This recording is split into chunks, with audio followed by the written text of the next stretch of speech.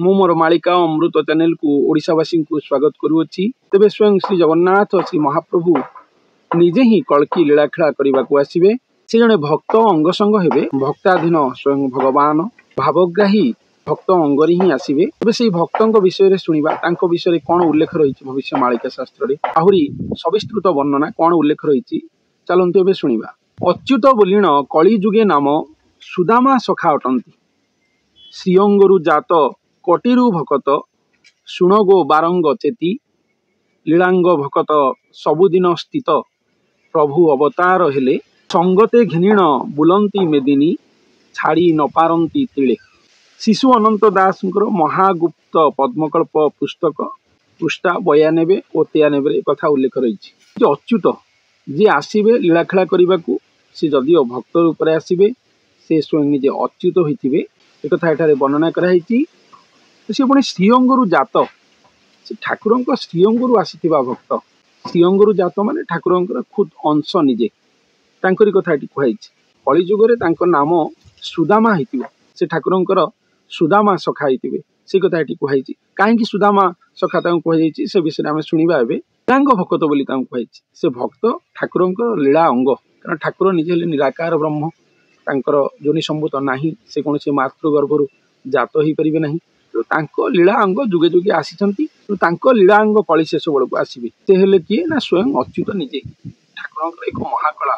प्रभु श्रीराम आसते ठाकुर एक महाकला। प्रभु श्रीकृष्ण आसते तृतीय प्रभु श्रीराम आसते द्वापर जुगे प्रभु श्रीकृष्ण आसते सेमती कलिजुग शेष बेलू स्वयं अच्युत आसवे। अच्युत जी अच्युतानंद सी दीज एक नुहति अलग अटंती। महापुरुष अच्युतानंद श्री अच्युत प्रभु को निज अंगरे पाई से नाम अच्युतानंद दि जाइथिला। अच्युत को पाइकी जी निरंतर आनंदित होते से अच्युतानंद। अच्युत शक्ति से अजनी संभूत प्रक्रिया महापुरुष अच्युतानंद देह जन्म लाभ करते जेहेतु प्रभु श्री अच्युत को प्राप्ति करते तेणु अच्युतानंद महापुरुष दिव्य द्रष्टा थिले। भविष्य मालिकार जे स्रष्टा सदृश थिले और बहुत भविष्य मालिका लिखिं सर्वाधिक भविष्य मालिका से लिखि जाइछन्ति। तो अच्युत शक्ति जो से अच्युत शक्ति जे ठाकुर एक अंश महाकला से ही निजे भक्त रूप में कलिकाल अंतिम समय बेलू जन्म ने विषय ये उपस्थापन कर से निजे ठाकुर लीलांग भक्त होते आ सबुदिन स्थित से ठाकुर सबुदिन ठाकुर सबुदिन धरिकी मर्त्यधाम लीलाखेला करेंगे। जेबे प्रभु अवतार हेबे से समय से आसवे संगते घिणीण बुलंती मेदिनी छाड़ी न पारंती तिले। तांकु अंगसंग करी बा तांकु धरी ही स्वयं ठाकुर लीलाखेला करेंगे। तिले मात्र तांकठु विच्युत हेबे नहीं बोली एठारे वर्णना कराई। छाड़ी न पारंती तिले तिले मात्र हेले तांकु छाड़िबे नहीं पाखरु सेही भक्त जी अच्युत होइतिबे स्वयं परमरु आनित ईश्वर परमेश्वर स्वयं निजे होइतिबे। सुदामा सखा तांकु एइथिपई कुहा जाइछि कारण से जने भक्त रूप में जन्म होइतिबे गुरु रूप में जन्मिकी ठाकुर को अपेक्षा करिथिबे भिक्षा मुद्रा थिबे।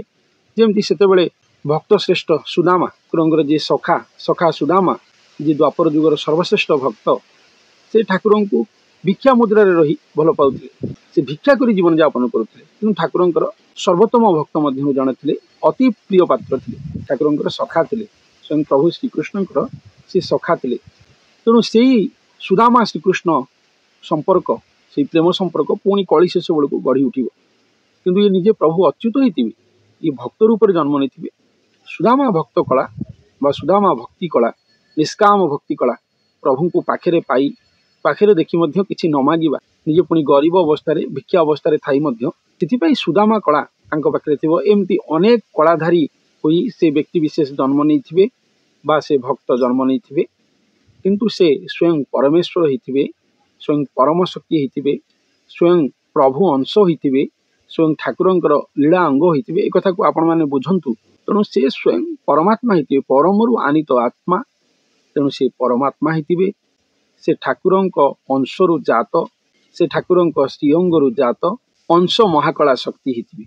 जदिओ से साधारण रूप में जन्म नहीं साधारण भक्त रूप में जन्म नहीं कि से भक्त नुहति से स्वयं ठाकुर अंश कलेवर ही अटंती ठाकुर लीला अंग ही अटंती।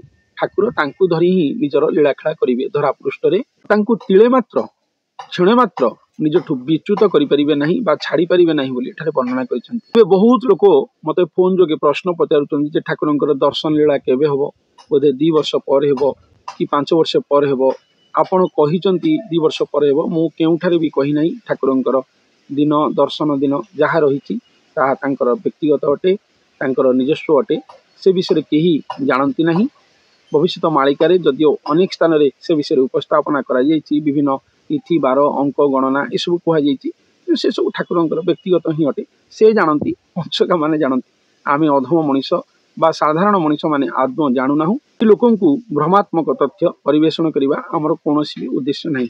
हाँ महाप्रभु श्री जगन्नाथंकर कल्की लीला संबंध में जहाँ तात्विक अमृत कथा रही से सब ही एठारे उपस्थापन करा जाउछि। तेणु ठाकुर निजे आसिबे तांको भक्तंक अंग संग हेबे तांकर जो भक्त जहाँ अंग संग हेबे से स्वयं ठाकुरंकर अंश ही होइतिबे ए कथा को आपण माने बुझंतु बारंबार बुझंतु। किंतु जदिओ से भक्त होइतिबे से स्वयं भक्त नुहंती स्वयं भक्त रूप में ठाकुरंकर अंश ही अटंती किंतु विभिन्न कलाधारी होई से जन्म नहीं से सर्वरी कलार भी जन्म नहीं जमती सर्वरी उच्चिष्ट प्रभु श्रीराम खाई स्वयं प्रभु ही भक्तर उच्चिष्ट खाई सेमती भक्त अंगरे भगवान रे तेणु भक्तर उच्चिष्ट स्वयं भगवान खाइबे तेणु सर्वरी कला पाखे थी बोली वर्णना कराई। तेणु द्वापर भक्त श्रेष्ठ सुदामांकर कला पाखे थी से भिक्षा वृत्ति रही ठाकुर तांकु धरी निजर लीलाखेला करेंगे भिक्षार जीवन यापन करेंगे। आमे माने सनातन धर्म परंपरा थिबारु आश्रम धर्म गुरु परंपरा थिबारु आम माने शिक्षा दीक्षा सहित किसी भिक्षार कथा को उपस्थापन करिछु निज जीवन रे किंतु आम माने से भक्त नुह आम माने अधम भक्त से महार्ग भक्त बा से महामहिम्न भक्त जी तांको पाद पद्म रे कोटि बार प्रणाम। से आसिले ही जगत लीला खेला हेबो जगत भगत उद्धार हेबे धर्म संस्थापना हेबो पृथ्वी महाप्रलय मुखरु उद्धार हेबो घोर कलिकाल महासमाप्ति घटी श्री सत्यजुगर आगमन घटिव। ठाकुरंकर से अंग लागी भक्त अटंती ठाकुरंकर प्राण प्रतिम से ही अटंती तेणु तांकर आगमन ही नूतन सूर्य बा नूतन सकाळर आगमन ही अटे। तेणु से आसिबे किभଳି आसिबे तांको विषय कौन कौन सब वर्णना कराई भविष्य मालिका शास्त्र रे से अमृत कथा को ही एठारे उपस्थापन करा जाउची मालिका अमृत चैनल माध्यम रे। तबे आहुरी अनेक कथा रही से कल्की अंगधारी भक्त किभଳି होइतिबे तांको विषय आउ कौन कौन सब वर्णना कराई आगामी अध्याय ही सुनिबा। तेबे आज पई एतिकी धन्यवाद।